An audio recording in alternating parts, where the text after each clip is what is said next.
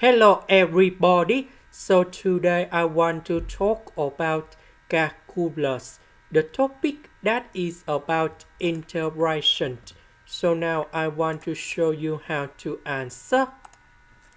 We can use about integration by substitution. So I will put about u equals to this one. Later that we put the square for the both sides to cancel about the square root. Next, we need to do first derivative for the both sides. First derivative of u square, we have 2u.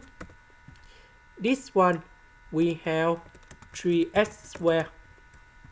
This one, that is about the constant, so you got number 0. Now we simplify number 2 for the both sides because we don't have number 3 in here. So we need to divide both sides by number 3.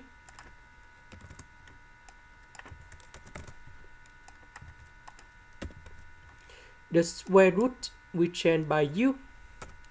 S squared dx we change by this one.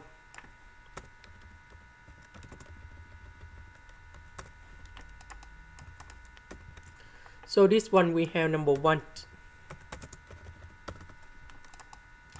The integration of du that is about u, and I will put about c. About u that is about this one.